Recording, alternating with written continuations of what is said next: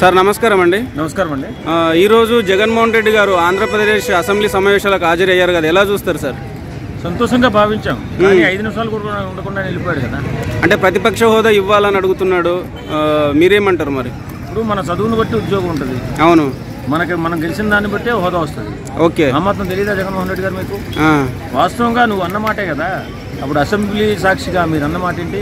చంద్రబాబు నీకున్న 23లో ఒక 5 కానీ నేను లాగేసుకుంటే నీకున్న ప్రతిపక్ష హోదా కూడా పోద్ది, జాగ్రత్తగా మాట్లాడు ఒళ్ళు దగ్గర. మరి అది ఈవేళ నీకు గుర్తులేదా? అంటే 14లో వాళ్ళ ఎమ్మెల్యేలను లాక్కున్నాడు కాబట్టి నేను కూడా లాక్కుంటే ఇక్కడికి రాలేవని ఆ ఉద్దేశంతో అన్నాడు. అవును, ప్రతిపక్ష హోదా కావాలంటే 18 సీట్లు, మినిమం 18 నుంచి 20 సీట్లు ఉండాలని చెప్పి కదా అన్నది ఆయన. అవును, మరి ఇప్పుడు ఈవేళ ఎలా మర్చిపోయావు? సిప్పు తప్పిందా ఏంటి? సిప్పు తప్పకూడదమ్మా. నువ్వు రాజకీయ నాయకుడివి, ప్రజల పక్షాన్ని నిలబడాలా, పోరాటం చేయాలా, సమస్యలపై పోరాటం చేయాలా, పిల్లలకు ఉద్యోగాలు వచ్చేలా పోరాటం చేయాలా, పారిశ్రామిక వాటలు వచ్చేలా పోరాటం చేయాలా, రోడ్డు రవాణా వ్యవస్థ మెరుగుపరిచేలా పోరాటం చేయాలా. ఇవేం చేయకుండా పులిలా మారిపోయేలా ఎందుకు వెళ్ళిపోయావా? అంటే మొన్న గుంటూరు మిర్చి ఆడికి వెళ్ళారు కదా, అంటే ప్రజా సమస్యల తరపు నుంచి కొట్లాడుతున్నాడు కదా, అంటే రైతులకు మద్దతు ధర రావట్లేదని. అవును, ఆ పోరాటాన్ని ఎవడు కాదన్నాడు, చేయమనే కదా అంటున్నాం మేము. అక్కడ బయట పోరాటం చేయడం ముందు అసెంబ్లీలో వాళ్ళు చేస్తున్న తప్పులు నిలదీయాలి కదా. మీరు వచ్చి అసలు చేస్తున్న అభివృద్ధి ఉంది, చేస్తున్న కార్యక్రమాలు ఉన్నాయి, ఇట్లాంటి మీద చక్కగా మాట్లాడాలి కదా. హోదా ఇస్తేనే మాట్లాడటం అంటే శోభనం పెళ్లి కొడుకట, శోభనం పెళ్లి కొడుకు రూమ్లోకి వెళ్ళిన తర్వాత నాకు తలపాగా కట్టండి మొత్తం ఎరగదీసేస్తానన్నాడు. తలపాగా లేకపోతే ఏం చేయలేడా? ఇప్పుడు ప్రతిపక్ష హోదా లేకపోతే ఏం చేయలేడా? అంటే రేపు పొద్దున 5 సంవత్సరాలు ఇంతేనా? ప్రజల పక్షాన పోరాటం చేయవా? ప్రజలంటే నీకు అధికారం ఇస్తేనే ప్రజలకి సహాయంగా ఉంటావా? ఇప్పుడు నీ ఓటు షేర్ 40% ఉంది. ఆ 40%కి నువ్వు ఏ సమాధానం చెప్తావు? చెప్పాలి కదా, పోరాటం చేయాలి కదా. పిల్లలు ఎందుకు పారిపోతున్నావు? దొంగలకు ఎందుకు తాక్కుంటున్నావు? అంటే మొన్న జగన్మోహన్ రెడ్డి గారు మళ్ళీ వచ్చే అధికారం మనదే, 30 ఏళ్ళు మనమే అధికారంలో ఉంటాము అని అంటున్నాడు కదా, మరి మీకు ఎలా అనిపించింది? కలలు కామనండి. 5 నిమిషాలు అసెంబ్లీలో ఉన్నాడు, 5 సంవత్సరాలు మ్యాండేటరీ అడిగితే ఎవడన్నా నమ్ముతాడా? నమ్మడండి. ఇప్పుడు 5 నిమిషాలు అసెంబ్లీలో లేడు, 5 సంవత్సరాలు ముఖ్యమంత్రి ఇవ్వండి నెక్స్ట్ టైం అని అడుగుతున్నాడు. ఇది ఎవడో ప్రజలు నమ్ముతారా? నమ్మరు కదా. ఇప్పుడు దగ్గర ఒక 9 నెలలు అవుతుంది కూటమి అధికారంలోకి వచ్చి, ఎలాంటి డెవలప్మెంట్ లేదు, సంక్షేమ పథకాలు అందట్లేదు అని అంటున్నారు మరి వైసీపీ నాయకులు. మీరు ఎలా? అది మనం మాట్లాడితే బాగుంది, అసెంబ్లీలో మాట్లాడాలి. అసెంబ్లీలో రికార్డెడ్ ఉంటుంది. రీసెంట్గా మన ఈ నోటిఫికేషన్ ఎగ్జామ్ నిన్న రాశారు కదా, వాళ్ళు కూడా మేము ఇలా ఉంటుందని అనుకోలేదు, ఈ ప్రభుత్వము నమ్మి ఓట్లు వేసాము అని కొంతమంది స్టూడెంట్స్ కూడా మాట్లాడారు కదా. అవన్నీ వైసీపీ వాళ్ళ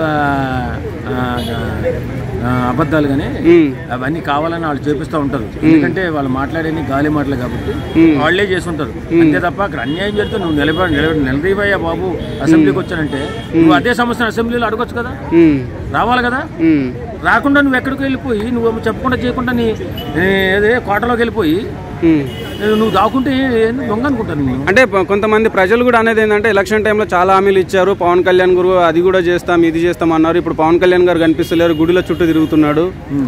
చంద్రబాబు నాయుడు గారు ఇక్కడ సంక్షేమ పథకాలు అందించట్లేదు అసలు అనే అంటున్నారు. డెవలప్మెంట్ కూడా ఏం లేదు 10 నెలల్లో ఎందుకు అని చాలా మంది అంటున్నారు ప్రజలు. అంటున్నప్పుడు నువ్వు వెళ్ళి ఏమో అడగాలి కదా అసెంబ్లీలో.